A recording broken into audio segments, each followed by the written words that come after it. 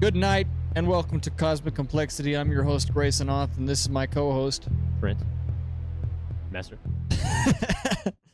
I mean, you probably know me by now, you know. Yeah, they know you, but we're going to introduce ourselves every time. Okay. Just they're our new list. Welcome back to Cosmic Complexity, and this week we're going to be talking about undisclosed CIA files, and just a lot of really weird ones. We have 3 that we're going to talk about this week. Before we get into that, we are going to read a comment. Just a reminder, if you want to be in this episode or in this video or in future episodes of Cosmic Complexity, leave a comment down below. There are no comments typically, so you have a higher chance of being read on the next episode. So please leave a comment down below. But anyways, Trent, what do you got? I just pulled up a comment. Yeah, who's the comment from? All right, so this is at Daft Doggo 7662. Says, you guys have such a Protestant perspective. Not a bad thing, but very noticeable. For the sake of conversation, you guys should have a Catholic perspective, especially when talking demonology. Yeah. So I think they're very right. We definitely do have a very Protestant perspective. And that's not the whole point of Cosmic Complexity. It's not supposed to be Protestant only. It's very hard to find somebody to interview when you have no views or episodes backing you up. Especially when we shot those first, 8 episodes. We didn't even know if the episodes would get views. So we haven't had any Mormons or Catholics on the episode. We don't know any personally that we could really talk to. I know some ex-Mormons and some ex-Catholics, and they are planned to be on this list. But we were talking earlier before this episode even started about getting like a Mormon hotline or a Catholic hotline and calling them. So we're working on something like that, but that takes time. It also takes time finding people. Yeah. There are churches for Mormons and Catholics, and we have a lot of different religions here. I even think we have something similar to Scientology here in Amarillo. Really? So there are churches that we are looking at. It's just trying to find the time and the way to ask them to be on the show. So we plan on getting a different perspective because genuinely I would love to hear a Catholic's perspective on demons and what that's like. Yeah. So thank you for the comment. What was the name? Daft Doggo, I think. Daft Doggo. Thank you for that comment. That name is familiar to me. I recognize that name, so I've seen you around on my channel. So I appreciate you leaving a comment. With that, I think we should just kind of get into it. So over the past couple of years, a bunch of CIA files have been just released. Yeah. And a lot of them have like some things released about it. Some things are whited out or blacked out, so you can't read the full files. I thought about talking about UAPs today because there's been a lot of UAP announcements and court cases and a lot of really interesting stuff come out about it. But we just did an alien episode like 3 episodes ago. So even though there's new information about UAPs and aliens that I would love to talk about, I said we'll take a break on that for now. We'll loop around to it as we continue. And that should definitely be a designated episode. Oh, yeah. Instead of just a hodgepodge of things.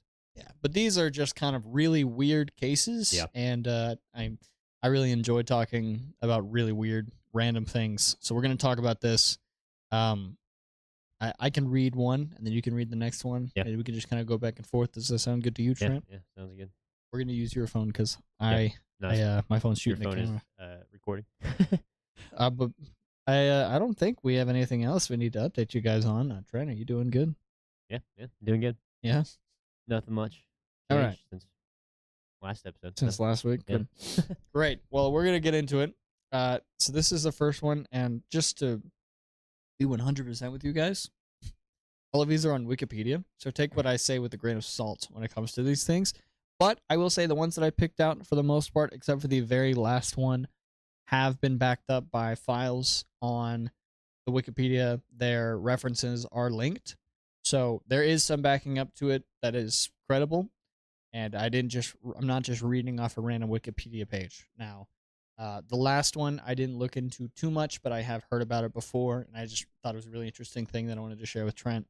But just to clarify, this is a Wikipedia page. This is more so for a conversation and just to see where that goes. It's kind of like a starter, and then we go from that. So this is the first one. If you want to follow along, you can look it up on Wikipedia, I guess. Pause the video. But this is called the acoustic kitty. Now, this one got my name because it has cats involved, and I always love government experiments with animals. Those always end up well, right? Yeah, yeah. Always. So they sent the chimps to space. So let me tell you, Trent. Let me tell you about this. Okay. So this is Acoustic Kitty. It was a Central Intelligence Agency project launched by their director of science and technology in the 1960s, which intended to use cats to spy on the Kremlin and Soviet embassies. So it was a plan to use cats, and I also, when I read through the files, dogs were also mentioned. So they were testing on multiple animals, and a lot of the documents that were released were like talking about funding. So like we need more funding for this, or this is costing too much. Yeah, we need to make sure that they're kind of going back and forth, and it was a lot of just kind of like jargon, like talking about the process of it.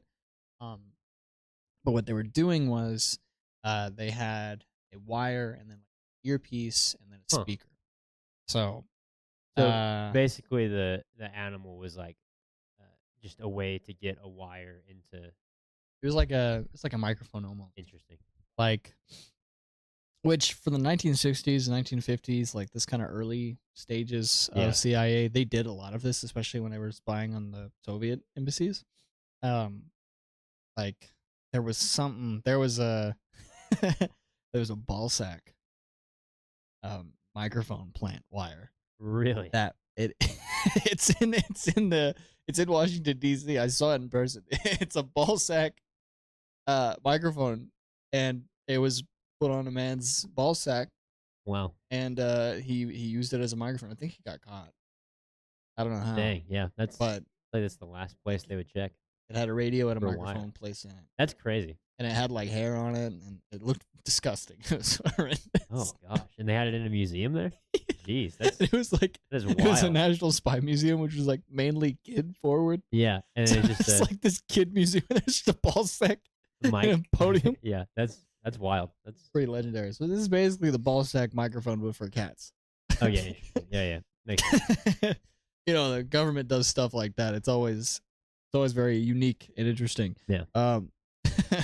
So this kind of goes more into detail. So, in an hour-long procedure, a veterinary surgeon implanted a microphone in the cat's ear canal and a small radio transmitter at the base of its skull and a thin wire in its fur. This would allow the cat to innocuously record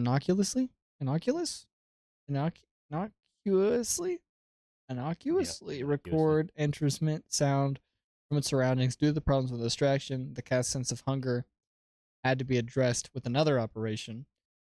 A former CIA agent said Project Acoustic Kitty costed about $20 million. Oh my gosh. This is a $20 million project. That's crazy.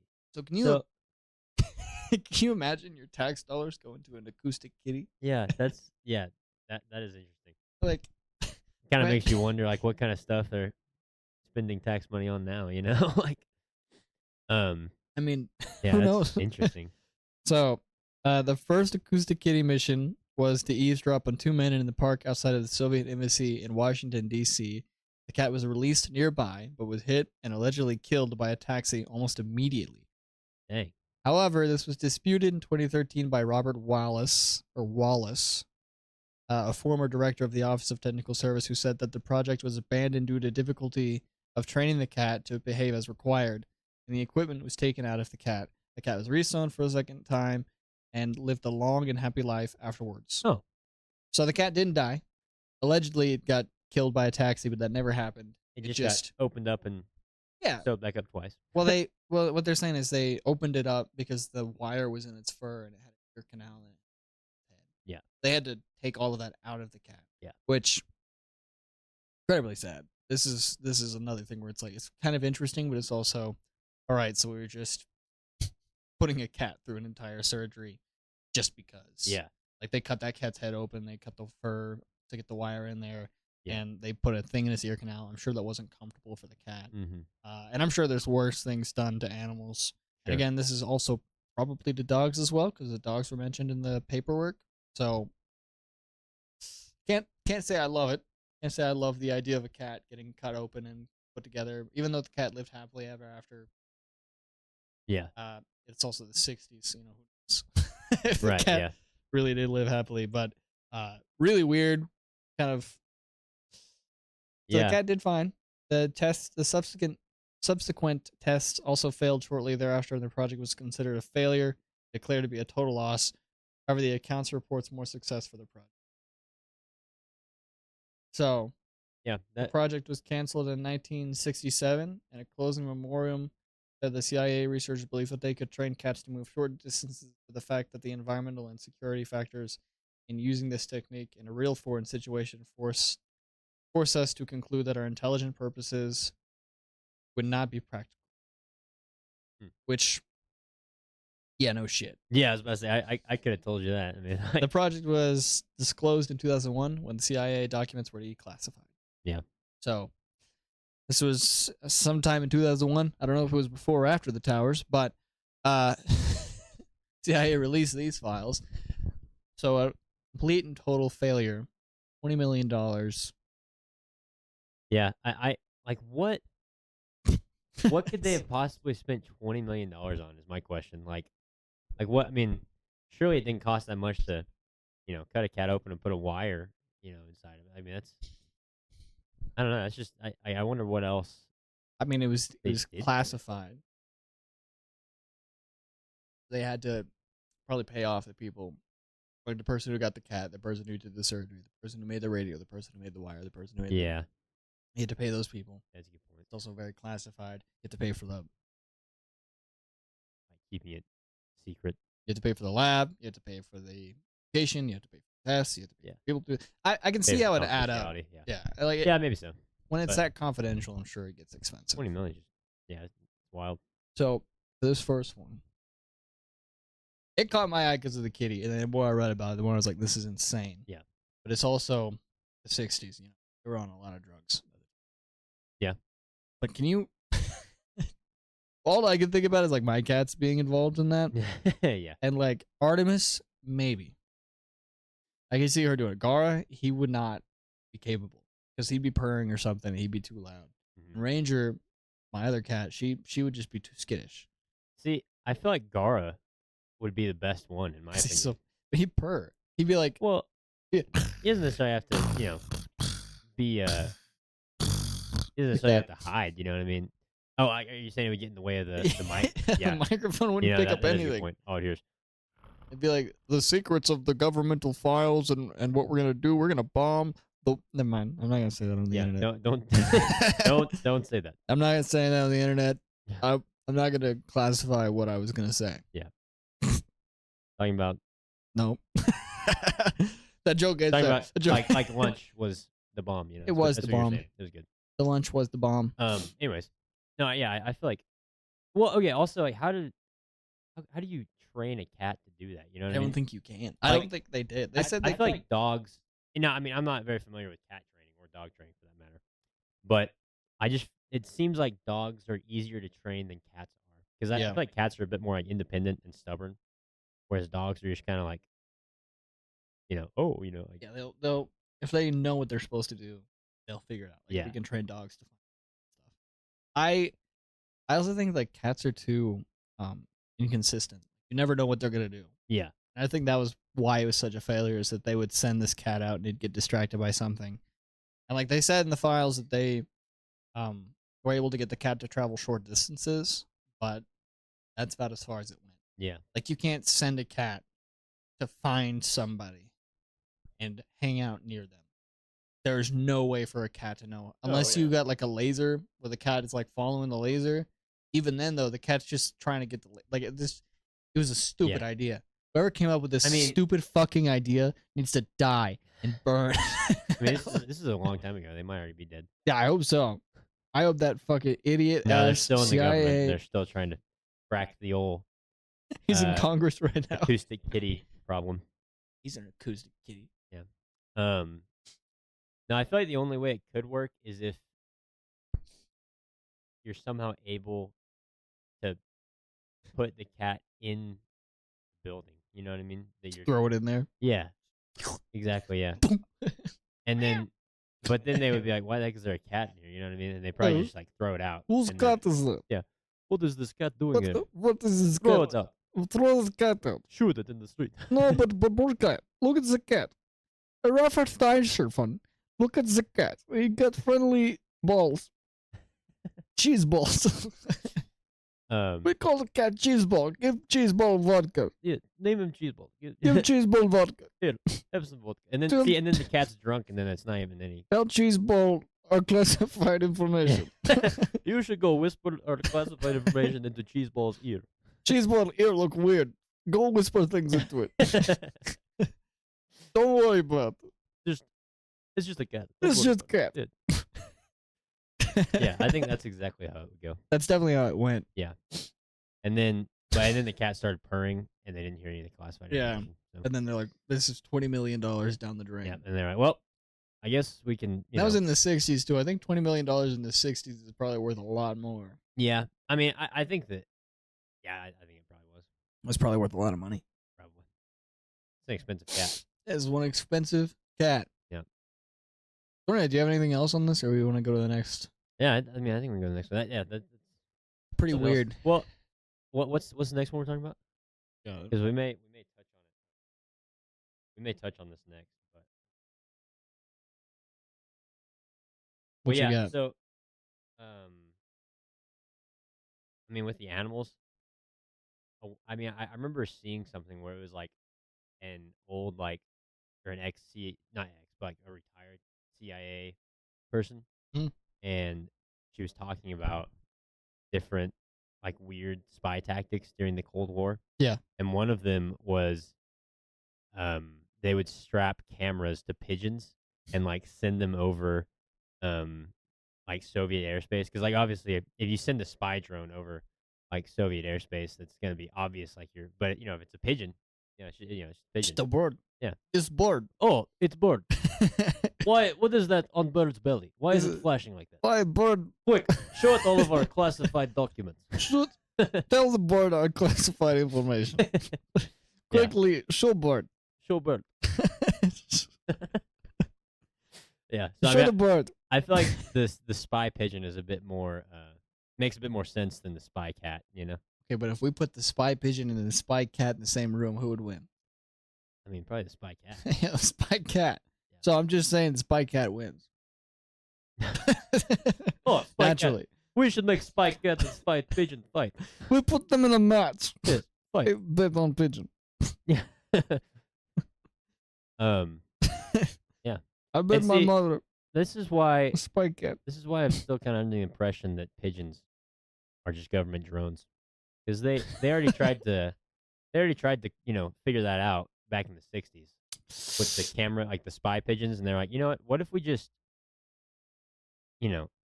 start making pigeon drones? So do you think pigeon drones exist? Yeah, no, I think they do. Honestly, I wouldn't be surprised. I mean, I would be I think surprised. that I wouldn't be pigeons. surprised. Okay. Here's the thing. I think pigeons exist. That's good. Hey, Like- you're so right. I mean, I think there's pretty unrefutable evidence that pigeons. I do in think fact pigeons exist. are real. Yeah. But I also think that pigeon drones are real. I mean, with the technology we have today, like we got self-driving cars. You know what I mean? Yeah, that's Surely they true. can make a Self-driving pigeon. friggin' bird drone. Yeah, self-driving pigeon. A If you will. friggin' self-driving pigeon. Yeah. That's what we want. Yeah. I mean, those big ones? The You big could fit a lot in Yeah. those things. Those things are pretty I bet they got bombs in them too. Pigeon bomb. big. It's making a bombing run. What pigeon? Why did the pigeon make noise? What is that coming out the pigeon? Is The pigeon drop big poop. Big pigeon poop. Get bomb. Big pigeon poop bomb. poop bomb. Anyways, You got I think that's all I had on that. That was my and only big thought. pigeon poop bombs. Yeah. I don't know. I think like their birds are real. Me too. So I do maybe. I also think robot birds are real. Yeah. I mean, like if we can make a ball sack Mike. we can make a pigeon that can like it could even be a live pigeon. Yeah. Because you can train them. Pigeons are smart. Like you can actually train pigeons to Yeah. like transfer information, fly to a certain location, fly back. I think that I tried to find birds or anything. I didn't find anything like right off the top of my head. But if there were to be like a pigeon that was successfully like surveilling things, I don't think that would be declassified. I think that'd still be classified. Yeah, I do. So I think that if that is happening right now, Well, I mean, the stuff that works, they keep classified. You know. yep. And when The stuff that's don't not work, stuff that doesn't work, they're like, no. But yeah, whatever. just declassified. Let's just tell the public we spent $20 million on a cat. Yeah. At least it didn't get hit by a taxi. The That's government. good. You know, the government didn't kill it with a taxi. If it got hit by a taxi, that'd be even more tragic. Yeah. You're like, go on. Yeah. Like, well, there goes $20 million. $20 million taken out by a Washington, D.C. taxi. Fantastic. All right, Yeah. Trent, read the next one. What do we got? So this one, it's called Operation Sea Spray. Okay. Operation Sea Spray was a 1950 U.S. Navy secret biological warfare experiment in which Serratia Mercenaries? Martians? Merkerson? I can't read these words. Just It's like it's two different types of bacteria. yeah, two different types of bacteria. These bacteria were sprayed over the San Francisco Bay Area in California in order to determine how vulnerable a city like San Francisco may be to a bioweapon. So basically, I mean, if this is legit, Click military test. the government Keep just reading. straight up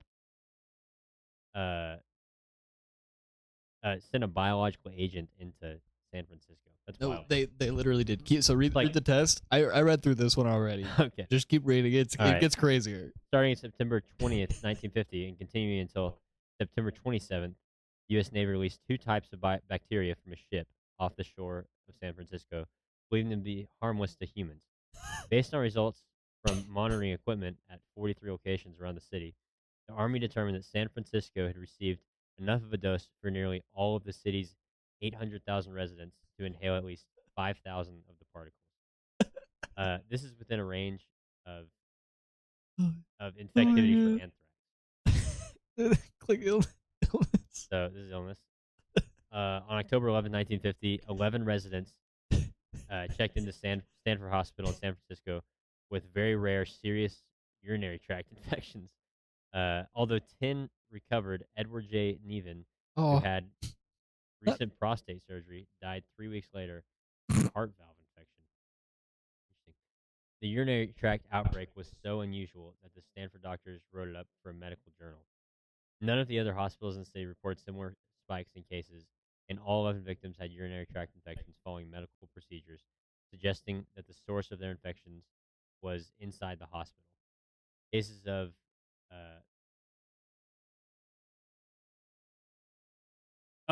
pneumonia in San Francisco also increased after the bacteria was released through a casual relation, though a casual relation has not been conclusively established.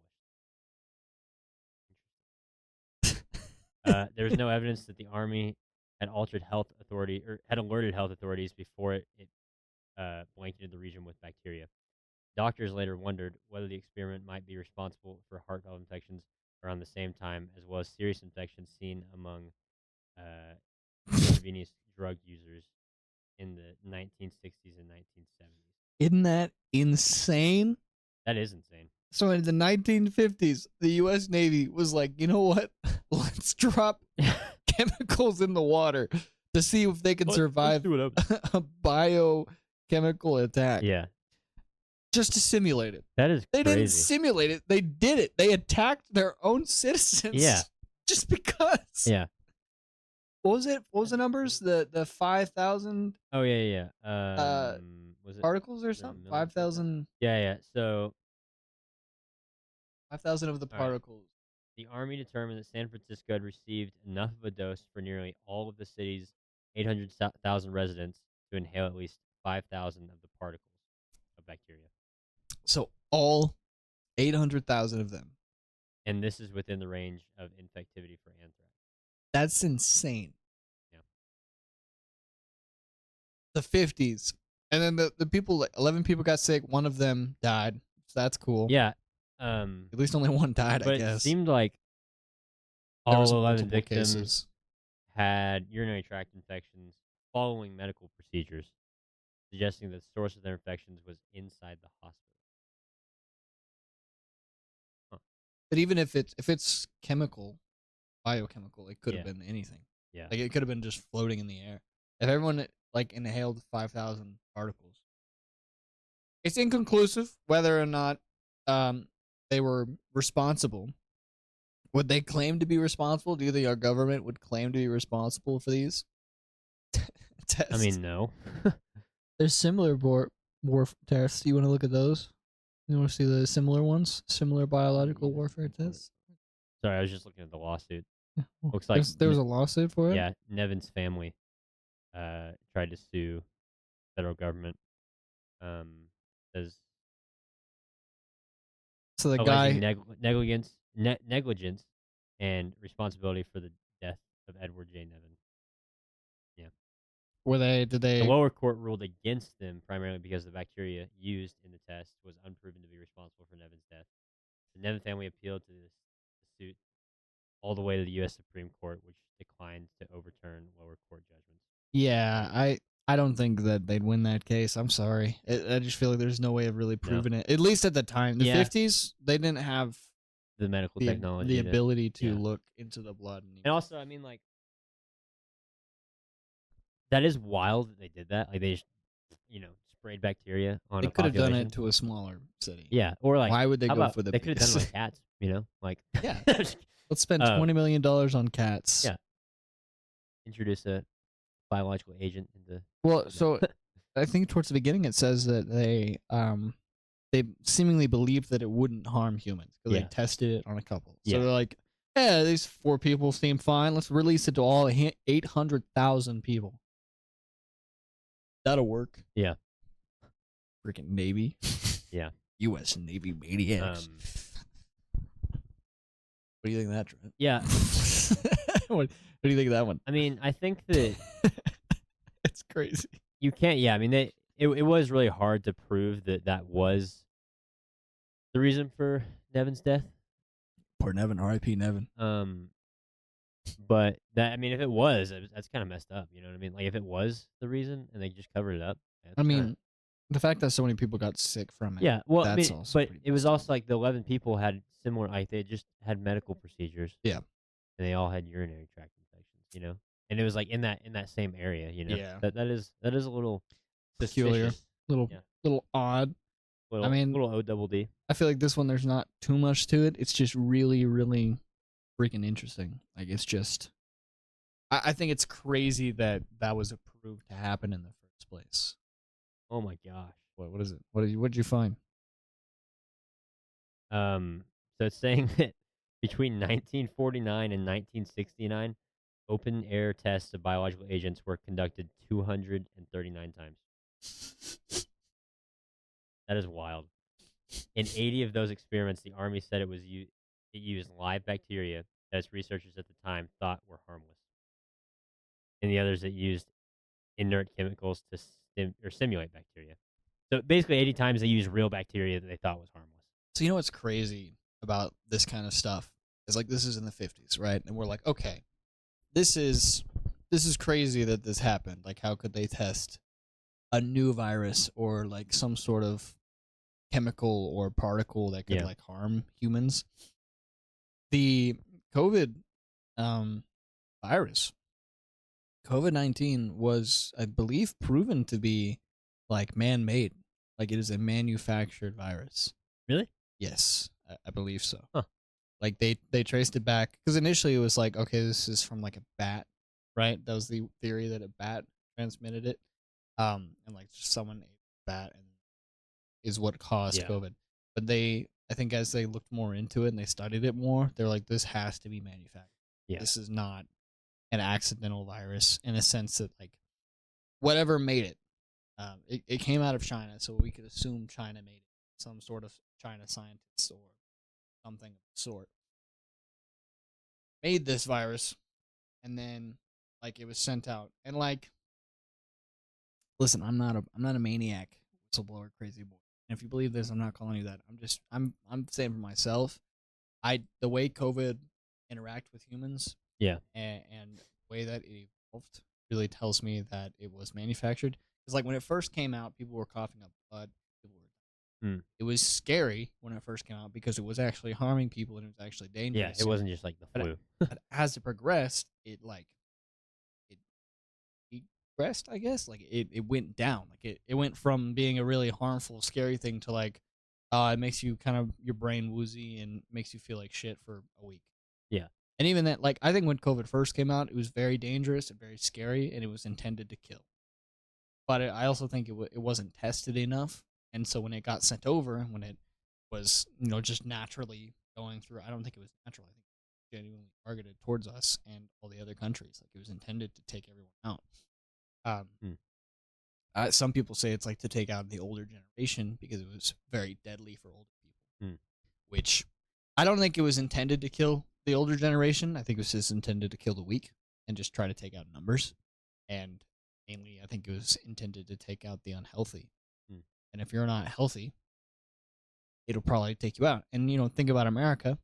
Think about our average population. We're not a healthy country. Yeah. So if you're sending something out that's going to take out an entire country of unhealthy people who don't eat correctly, who don't have the healthy food and market for it could be a pretty dangerous weapon. So, stuff like this could still be happening to this day. Yeah. I mean, well, the fact that like this happened, like In the 50s, yeah, I mean, do you think that 64 like years they're ago. just like, oh yeah, like we don't do that I mean, anymore? Like, I mean, we have no idea what what's going the on? government is doing. Yeah. And I think, like, the virus and all of that, I think there are people. This is very clearly, like, manufactured. I do believe. Oh my What'd you find? Did you find more? What is it? Okay, You got dude, this is like, why would they do this? what? What It's is saying it? in a May 1965 secret release of this bacteria at Washington's National Airport and its Greyhound Lines bus terminal, more than 130 passengers were exposed to the bacteria and traveled to 39 different cities in 7 states in the 2 weeks following the mock attack. So they straight up just like introduced a biological agent into an airport, and they're just like send it out. Oh hey Hank, Hi, what's Hank. up, bro? My dog's here. Do That's you think they can see him? It's insane that they targeted a specific terminal too. That's funny. Yeah, I know. That is That's pretty funny to me that they were like, we're gonna. trying to see if there's anything on here we're about like deaths and illnesses and stuff.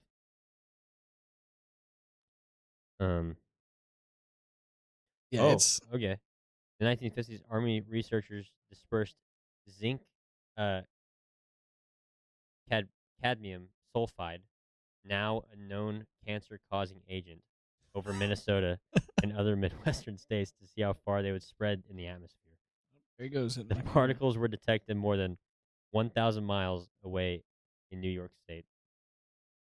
So our government, at least in the 50s, was not was not for the people. Trying to give people cancer. They were not. Well, they didn't know it was cancer. Yeah. They didn't know that. But still, like, They didn't know that. I mean, if I'm like, I don't know. Asbestos was in everything. That's a cancer-causing thing. Yeah. My house probably has asbestos. I'm pretty sure my wires have asbestos on it. Nice. I've worked on them a little bit. Cool. Got asbestos in my hands. Well. So yeah, I think for the chemical warfare aspect, sorry I went on a little COVID rant there. I just think it's not impossible. Yeah. And I think for people to look at those who like kind of are whistleblowers for COVID not being natural or it being proven not natural and them saying like it was an attack, the way that America shut down and all the countries shut down and the way that the reaction and the panic it caused, to me, it felt like a war zone, different level than like it felt like we were being manipulated to an extent. Yeah. And there's been a couple of things with like weather, where there are theories that China has been working on devices that can control the weather and they can change how like storms are, like hurricanes and everything like that. And when the year my house flooded, that rain was so weird and it was so consistent. It felt like something like that. Like it felt like our weather was being affected because it wasn't just Amarillo that was getting flooded. It was Yeah. like multiple places And that's happened before. I mean, I think like in the I remember. 80s. No. Like I remember back in. I mean, I was a kid. I remember. Well, you were probably living here. Yep. Back whenever we were younger and Amarillo flooded really bad and like the dumpsters were like floating off, and Hmm. so I mean it's happened before. We've had flooding in Amarillo, but like the flooding that happened in 2023 was like the last time it had historically been that bad was in the 80s. Yeah, So we've had flooding, but it had never been to that like gravity, I that level. suppose. And on top of that, there's like this year we've had hurricanes that have tragically taken out things, and hurricanes they're kind of hard to read, but we've had a lot of hurricanes this year, and so I think like it's not impossible to have our weather also affected. So I don't know. I think that there are some things that aren't answered when it comes to government Oh and yeah, capabilities, and definitely. especially with what's coming out with the UAPs and all of that, and that very clear like this is happening and this has been happening, and it's just what they want to tell us now. It's like okay, Yeah. if you're willing to share this information with us now, what worked in the 50s, in the 60s, and the 70s when you were making these crazy tests. And that's to me, that's scarier than the fact that we know these tests happened in the first place. But Yeah, whatever. yeah. What do I know? What do I know? Okay. All right. I'll tackle the last one. I'm excited to talk about this one. I pulled this one out of my own memory because I remember this one. Really? This Did one's you write crazy. a Wikipedia page? I did. No, I did not. So this one is called the Philadelphia Experiment. Hmm. Okay. It is not. It's not at all what you would expect. So the Philadelphia Experiment was an alleged event claimed to have been witnessed by an ex-merchant mariner named Carl M. Allen at the United States Navy, Philadelphia Naval Shipyard in Philadelphia, Pennsylvania, United States, sometime around October 28, 1943. So we started in the 60s, Yeah. then we went to the 50s, now we're in the 40s. So as we've progressed down, it kind of gets crazier. But Yeah. I mean, Allen kind of makes sense. Allen described an experiment where the U.S. Navy attempted to make a destroyer escort, the USS Eldridge, disappear, and the results that followed. This So is he was crazy. trying to like do a magic trick. So he described an experiment. So he went and he described this experiment where the Navy was what they were doing was they were attempting to make an entire ship disappear. So this is the Yeah, ship, like big, allegedly disappear. big Navy ship. Yeah.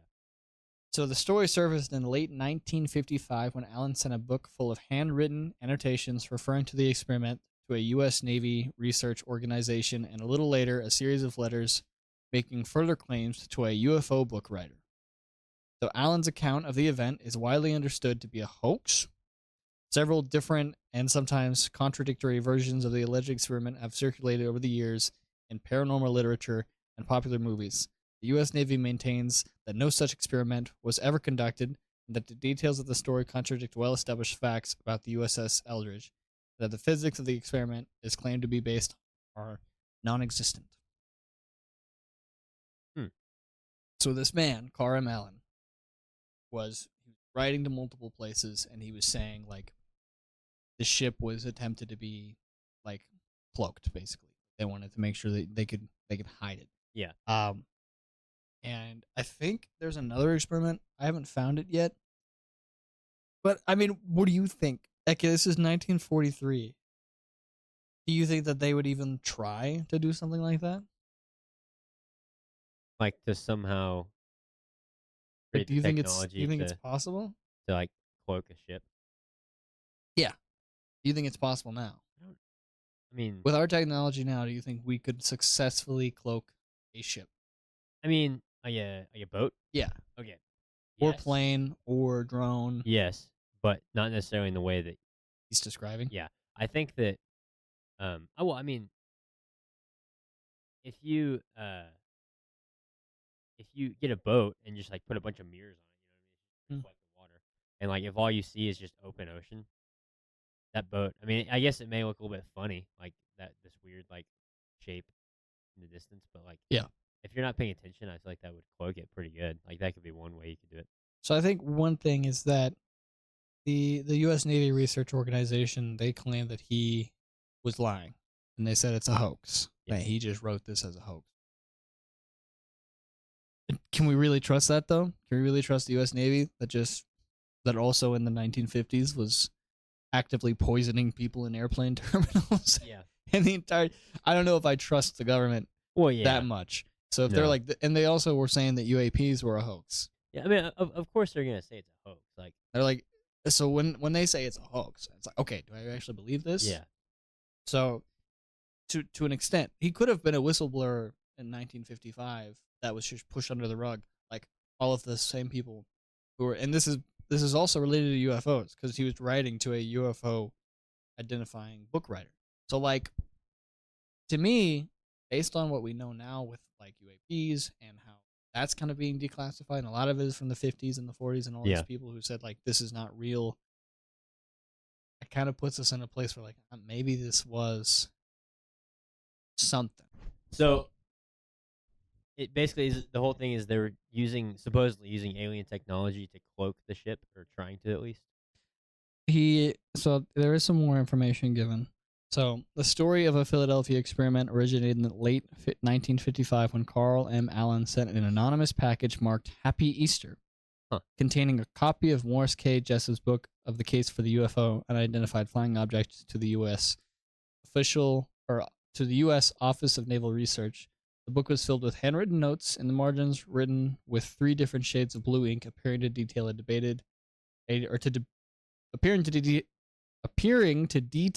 debate among 3 individuals, only one of whom is given a name, Jemmy. They commented on Jessup's ideas about the proposition of flying saucers, discussed alien races, and expressed concern that Jessup was too close to discovering their technology. Really weird. Like, it's not. So, like, if this is a hoax, if he did this, he could have just been going completely insane. Or he was actually onto something. Yeah. And, like, they actually were getting close to his technology. And based on what we know now, I mean, it's not completely out of the picture. Not anymore. Like, before, it was like, okay, whatever. It's a hoax. Like, whenever we'd hear the government say that's a hoax, we believed the government because we're stupid idiots.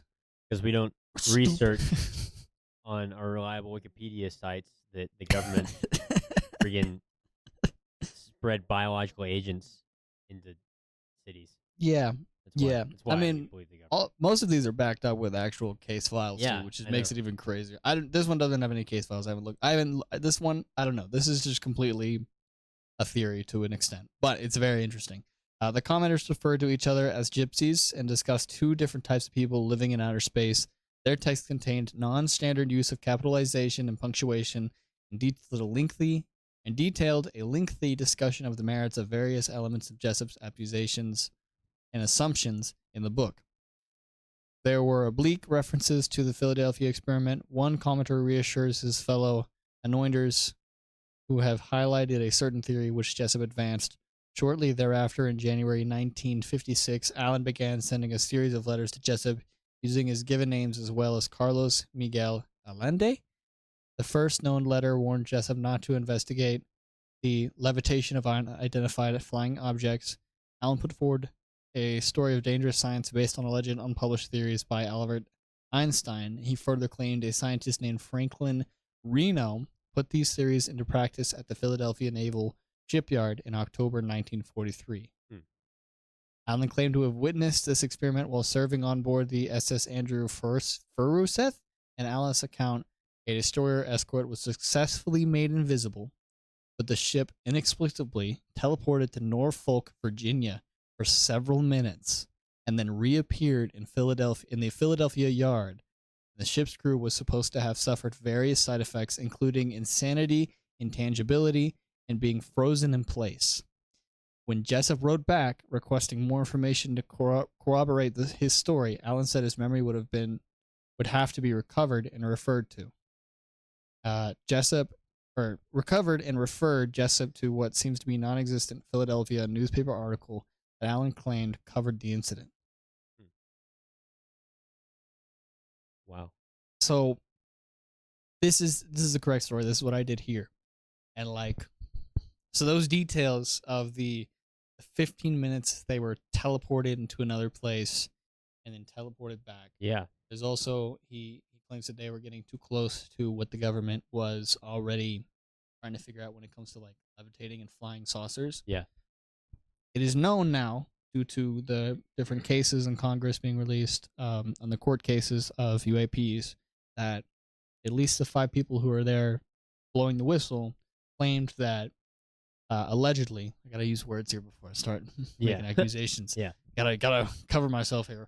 But allegedly, the government had a UFO that had crashed, and they were working on it, and they were trying to figure out how to replicate it or figure out how it works. Yeah. So if he was warning Jessup and he was saying, "Hey, you're getting too close to this. You need to back off," it could have actually been a genuine warning that, hey, the government is watching, and they could take you out if you get too close to this, because they're already working on this, and if you start making theorizes and you're right, then they're gonna silence you. Yeah. So like, the more he you was read, found the next day. The more you read about it, like, yeah, the government said he was a hoax, but even if this is a hoax, this is a crazy thing to just come up with. Like, and the locations and the ships, like he's naming ships that he was on, and like these are not 2 random ship names. These are 2 Navy ships that did exist during the time. You can find them historically. Look them up. Crazy. Like teleporting to Norfolk, Virginia for several minutes and then reappearing in the Philadelphia yard. So they cloaked it successfully. It was invisible. And then it teleported. Yeah. And then all of the crew faced side effects, frozen in place. Like insanity. Yeah. Insanity, intangibility, and being frozen in place. Which, like, if your ship turned invisible and then you teleported to a completely different place. Yeah. And this is technology that we didn't understand at the time. And probably, if we didn't understand at the time and this is true, then we definitely understand it now. Somewhat, maybe. I mean, theoretically, if this is something that did happen, I'm sure the government was like, okay, something is definitely here. We know how to turn things invisible. Let's tweak it and not test it with an entire crew of Navy people. Yeah. So, but also the fact that he clarified that they were cats. The fact that he clarified that they were insanity and intangibility means that everyone on that crew likely wouldn't be able to speak against this or about this. They couldn't be taken as a valid opinion because they're insane. Yeah. And even if they were, like, to an extent, if that's true, no one on that ship or crew knew who they were or what was going on. Maybe that's just an assumption, but if that actually happened, they weren't on the ship when they witnessed this. Yeah. So if this is a true whistleblower right here, crazy. Yeah. It's actually like one of the crazier CIA stories I've ever heard. Yeah, that is interesting. Like, it is just Kind of makes me wonder, if this is like true, like what did those crew members witness? You know, like do you think that when they went to like, Norfolk, Virginia? I mean, I'm assuming they didn't witness anything. Like, I think they just experienced a movement of their bodies and the entirety of the ship that they probably never experienced before. And it was either like them going through multiple dimensions or like some sort of scientific where they just like were there. Like, I'm sure that the reason they went so insane is because humans are not capable of transferring our bodies like that or teleporting. Like I think that I wouldn't be surprised if we've been able to successfully teleport objects, but that's not what we're trying to do here. We're trying to teleport. We want that. So I think that if there are any scientists out there who are trying to, like, that would probably be the biggest thing. Is like, when you think about how we're built up naturally, like we have all of the little bits and pieces of our bodies are so important for how we work. Yeah. Like our cells and, you know, our brain and our organs, and like if that gets moved in any shape or form, you could completely mess up our entire body. Yeah. Our brain alone, if that gets teleported back and it's messed up. So it's a very complex kind of thing to teleport a human. Sure. So especially if it's a human that works, but if it's just an object, like, yes, there will be cells and things holding it together, but it's not alive.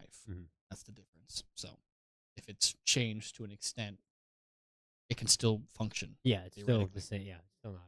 Yeah. Depending on if it's like a technological device, like a phone, Yeah, maybe not. maybe not. But anyways, Yeah, that's crazy. let's see. There's some more things. In 1957, Jessup was invited to the Office of Naval Research, where he was shown the anointed copy of his book. Jessup noticed that the handwriting of the annotations resembled the letters he received from Allen. 12 years later, Allen would say that he authored all of the annotations in order to scare the hell out of Jessup. Huh. Two officers on ON's, Captain Sidney Sherby and Commander George W. Hoover, took a personal interest in the matter. Hoover later explained that his duties as special projects officer required him to investigate many publications, and he ultimately found nothing of substance to the alleged invisible experiment. Hoover discussed the annotations with Austin N. Stanton, president of Varro Manufacturing Corporate in Garland, Texas, during meetings about Varro's contract work of the ONR. Stanton became so interested that Varro's office began producing mimeographed copies of Jessup's book and the annotations of Allen's letters, first a dozen and eventually 127 copies. These copies came out known as the Varro edition, besides noting handwriting of an individual named Jemme. Addressed such as others using blue violet ink. The anonymous introduction to the Varro edition concludes that there were two other individuals making annotations. Mr. A, identified as Allen by Jessup, and blue ink Mr. B in blue green ink. So it's just very interesting. So a lot of people have said that Allen just had a fantastic mind and just he was kind of crazy. Yeah. Some people think that it was true. I don't know. I think like the fact that the government was so intentional on studying it too. I think that there was like a level of information that you were given in the government. Yeah. So it's not impossible for someone in the government to not know about it. And it'd be classified even to him. So I don't know. Yeah. I really don't know. And you know, Yeah, no, it's that is weird. And yeah, like you said, like I mean, 2 years ago I heard this story, but oh yeah, I mean it's probably just a hoax. But now with like all the UAP stuff coming out of it, yeah, we've gotten to a point. it's a little bit like okay, well, What they've do we already do kind of here? admitted to like experimenting with this sort of stuff. Yeah. Like I don't know. It's crazy. And, you know, if y'all are listening to this and you have heard stories or you're aware of theories and stories, we're not going to sit here and claim that all of these are true or real, except for the ones that have been declassified. Those are obviously, at this point, history. But some of them, we don't have full facts on them. But also, if you have theories and ideas and, like, different things that you've heard about or you have, like, a Wikipedia page about or an internet story about, like, that's so interesting to us. We want to hear that. We want to see that. Make sure you comment down below. Tell us about those things because we do want to hear more stuff like this. I think this is fun. I really like talking about random stuff like this. Yeah, I do too. I definitely plan on doing more of this, but I think that's all I got when it comes to the stories. And Yeah. like, what would you say is your favorite, Trent? What was your favorite story out of all three? I don't know. I kind of like the biological terrorism one. Biological terror one's crazy. I think the ship one's my favorite, just because the way it's described is insane. Like even if it's just like a fiction, like you made that up, that's a great idea. Like for a movie or for like a horror scene or for like a Twilight Zone episode. I wish there were more like good movies about aliens. Yeah. And like kind of the like sort of bizarre, crazy. There's some good ones out there, but there's none that are really. It hits a certain level where they're all the same when it comes to alien movies. So if you have any alien movie suggestions, let us know. Comment some good ones because we've tried. Me and Trent have tried to watch some good alien movies, but we haven't really. So remember that one that we watched? Hmm? I think it was actually we watched it before we shot an episode. Remember that? Oh yeah, a while back. Yeah, we talked about it in the episode. I think. Yeah, we did. It was stupid. Yep. Call back. Call back to that episode. Yeah. So that was it. That's CIA. We are CIA documents and the incredible stories that they foretell. I think that our government is kind of crazy, and not only do they take our money, but they use it on stupid stuff like cat warfare. Cat warfare. Imagine like a cyborg cat. Or ball warfare. No. Ball warfare is No, historically accurate. I think we should look into that. Like maybe Ball getting warfare? a new. No. Like Oh. getting a new mic setup. Maybe like. With Garon? No. Like What do you? like getting the ball sack mic. I think we might should look into that. I already have one. Oh really? See, okay. Next episode, if we don't have any mics, but you can still hear us, you'll know. Well, me and Trent are actually going to start an OnlyFans where the whole episode is recorded from our balls. No. Because you can't record with clothes on, so. Wait a minute. Well, no wonder it failed. You just walk in there, butt naked, and they're like, No, I think it's doing funny. Why do you have a mic on your balls? Brother, why your ball out? I think it's funnier if he had his ball just sticking out of a zipper. Like he unzipped his pants. It's just the ball hanging out. You know, just the ball pit. No beam. Yeah. I think that's hilarious. What Brother, why a ball pit? Why is your ball out? bull? So yeah, listen, this podcast, it's pretty diverse. Like every week we have some new like stupid thing that we're talking about. It's last week we were talking about something. I think last week we talked about multiverses. Yeah. So, I think there's going to be episodes that are a little more serious, and there'll be episodes that are like this, where this is serious. Yeah. It's just, it's not necessarily about faith, which not all of the episodes should be about faith, like cryptids and Bigfoot and this one and aliens. Like sometimes we can bring our faith into it, but also this is not a Christian podcast.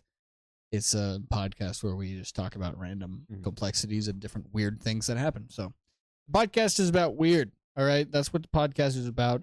If you don't know what this podcast is about and you haven't really noticed anything, this is like your first episode of Cosmic, check out the first 2 episodes. I clarify kind of what the podcast is intended to be. And it's no video format. It's just audio format for those first 8 episodes. Or you can just watch these. Who cares? Whatever. Free country. Do what you want. But with that, thank you all so much for listening to this crazy episode. And leave a comment if you care, or if you're interested, or if something reminded you of something, or you just have something you want to tell us in the comments, because you might end up being on the next episode. Quick reminder, comment down below, please. With that, Trent, you got anything? Nope. Alrighty. That's it. Thank you guys so much for listening. All right, bye. Goodbye now. Bye. Do you peace? Oh, yeah. Bye. Peace.